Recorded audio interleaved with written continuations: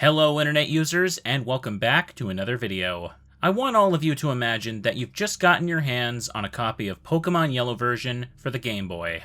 After booting it up and getting past the title screen, you find that there's still a save file that remains on the cartridge. Being curious, you press the button to see what's there. The data doesn't have a name or even any badges. There's just a single entry in the Pokédex, and the listed time is the maximum value of 255 hours and 59 minutes. You press the button again, wondering what the game's previous owner left behind. But to your surprise, when you try to continue, something unexpected happens. The entire screen is filled with a complete mess of sprites. You can see numbers, letters, and random bits and pieces of NPCs and symbols. You try to move around with the D-pad, but it doesn't work. No matter which direction you press, the game will only display the same thing. Buried beneath this mess, the player is stuck in the middle of the screen, unable to move. With no other options to try, you press start and open the menu. When you do this, everything here will almost look normal, but you'll obviously notice that the character name is oddly missing. You check the item bag and find that there's nothing inside.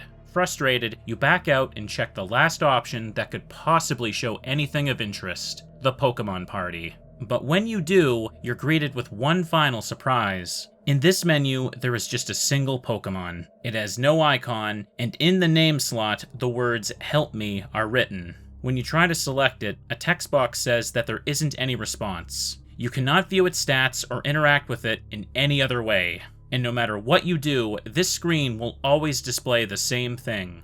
It should be pretty clear by now that this game file is 100% unplayable. Every single time the data is loaded, you'll be greeted with the same situation. You'll be unable to move around or enter any battles. The only thing you can do is check the party and stare at an ominous message. The game is permanently soft-locked in the most eerie way possible. The only way for this cartridge to become usable again is to erase everything and start a new game. This whole scenario seems like something you'd find in one of those old creepypastas about haunted video games. It's a small collection of spooky cliches that vaguely imply something cursed happened. But no, this game isn't haunted by any ghosts. Everything I've presented so far has been on a completely normal copy of Pokemon Yellow. This glitchy save file was entirely set up by me in less than 15 minutes. Every one of you watching right now is capable of taking a new playthrough and creating the exact same softlock near the beginning of the game. By using nothing but completely normal game mechanics, Yellow version can be used to create one of the easiest softlocks in Pokemon history. For the rest of this video, I'm going to pull back the curtain and show all of you how I made this. Starting with a new save, I'll first explain how I managed to make a nameless character. If you're familiar with Gen 1, then you'll know that trying to start with a blank name won't let you pass the name entry screen. However, if you just press the empty spot here, it'll skip spaces while still counting this as inputted characters. If that's right, naming your character is yet another broken feature in Gen 1.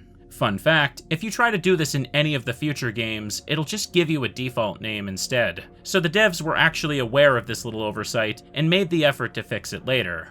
After going through the rest of the intro, I'll make my way to Oak's lab and receive the starter. It should be pretty obvious by now, but the missing Pokemon in the softlock was the partner Pikachu. In my case, I named it Help Me because I wanted something generic to go with the off-putting no response message. For the next part, I'm going to leave Pallet Town and keep playing the game normally for a few minutes. I'll retrieve Oak's parcel and deliver it so I can move on to the Viridian Forest. Using only Pikachu for the trainers, I'll rush through the area as fast as possible until I reach Pewter City on the other side. Once we're at the Pokemon Center, we'll now be ready to completely destroy the entire save file. If you're deeply familiar with Gen 1 glitches, then you've probably figured out what's about to happen. But if you're watching this and have no idea why this particular building is so unique, then you're about to learn something pretty special. To start the softlock, I'll walk over to the Jigglypuff in the corner. Interacting with this will cause Pikachu to fall asleep and remain paused on the overworld. When this happens, you can check the party menu to find Pikachu's icon missing. It'll also start displaying the weird message that there isn't any response. This is a small detail that often goes unnoticed, and out of context, it kinda looks a little bit creepy.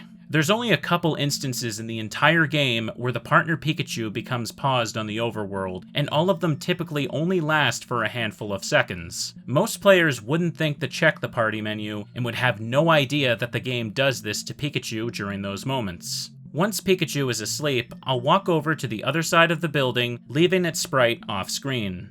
And then, I'll start walking up and down.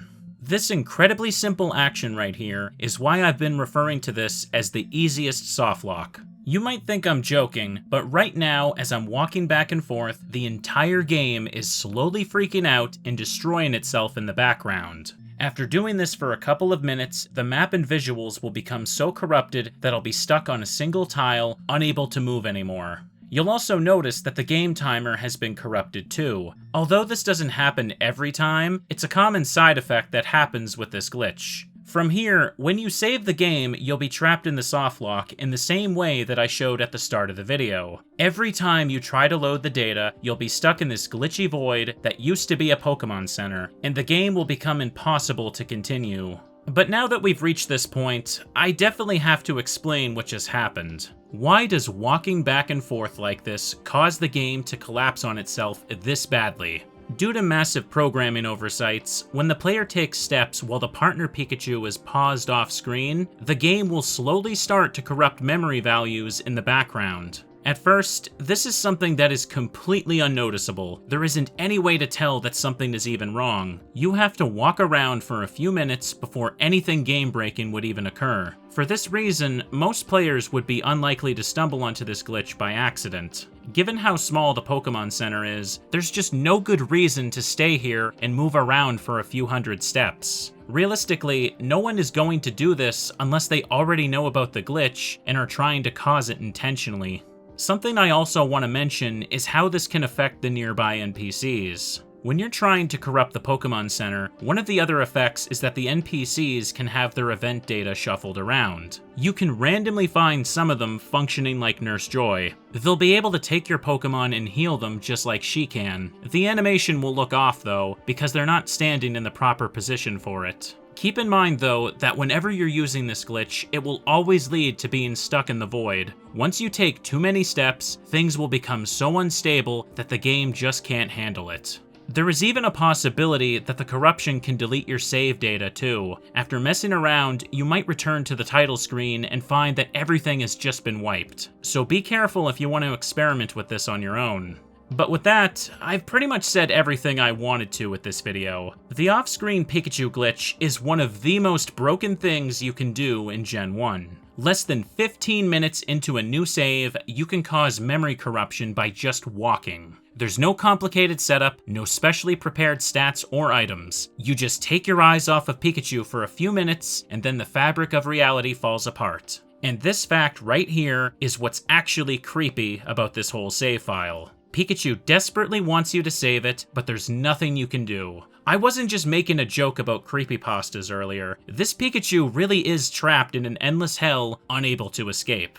As it turns out, the real monster in this story was me. Because I did this. And I'll do it again.